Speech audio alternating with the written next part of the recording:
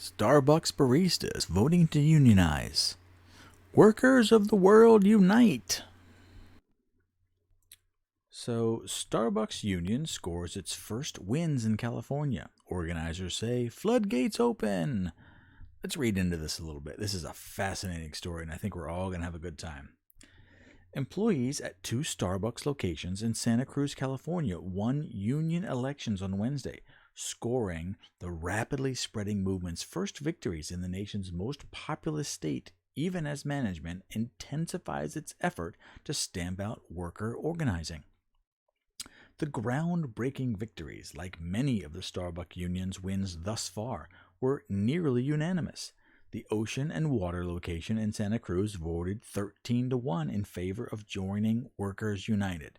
That's a national union representing Starbucks workers. And the Mission and Dufour shop voted 15-2 in support of unionization. Let the floodgates open in California, Casey Moore, a spokesperson and organizer for Workers United, said during a news conference. So, Rep. Ro Khanna, a Democrat from California, obviously, congratulated the Starbucks workers in a Twitter post, calling the votes a major victory. So, unions for Starbucks are great for the workers. They can collectively organize for higher wages and better benefits. That's great.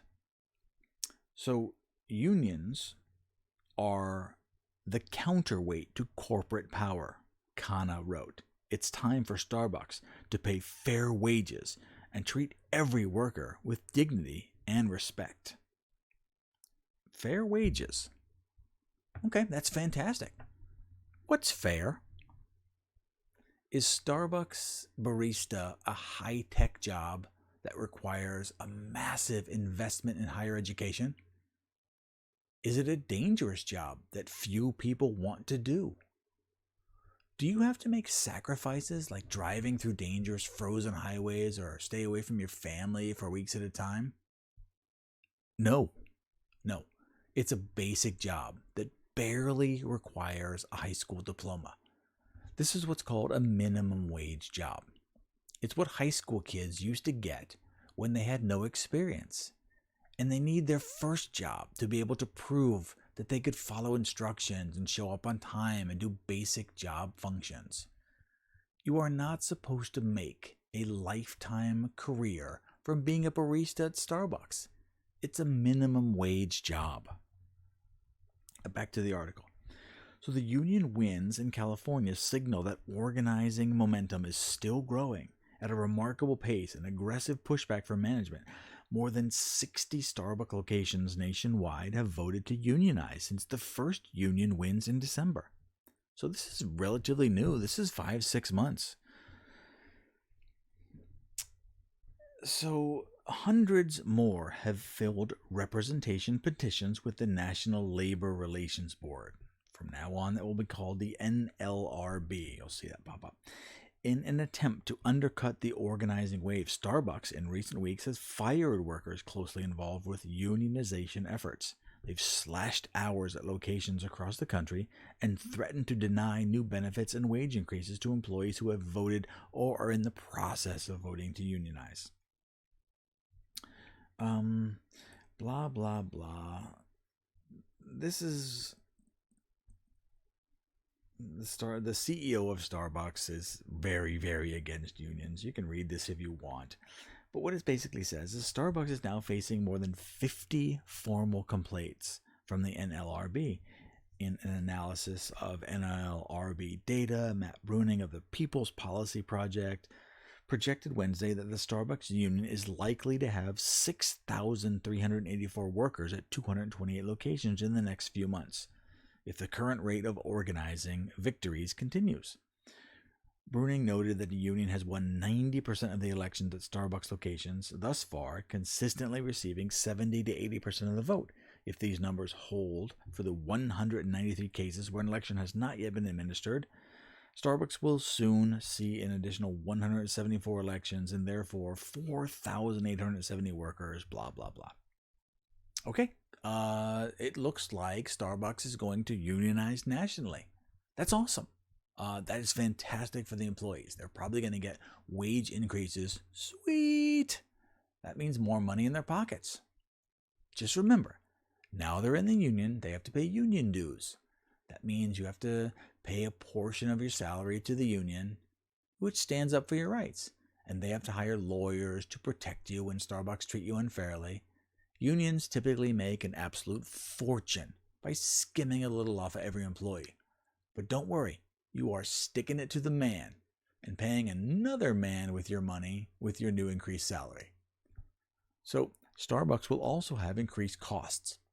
It's their labor cost. It's going up.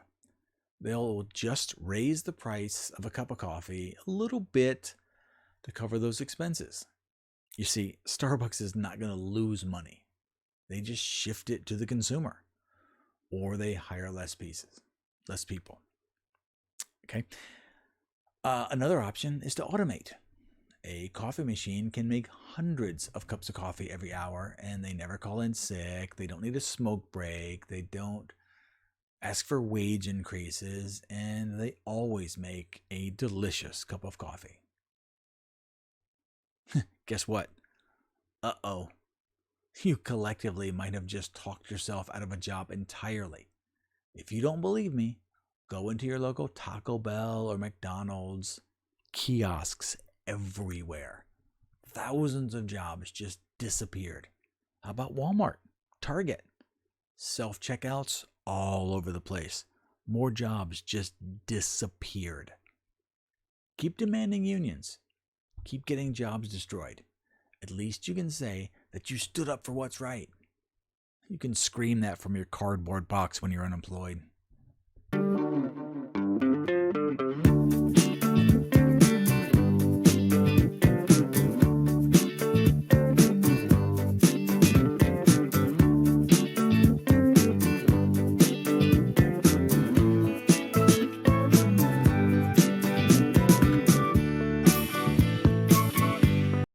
Some Starbucks employees are going to get raises.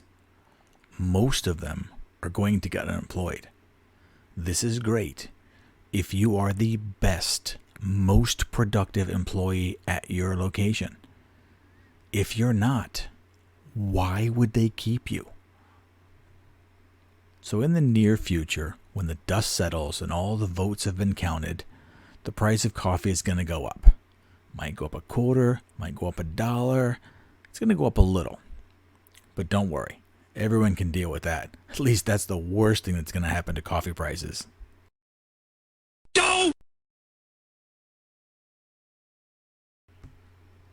So if you like this, please tip your comment barista, or I will burn your half-calf foam whip vanilla macchiato Americano. I don't even know if that's a drink. I just drink coffee. Just subscribe. Come back tomorrow.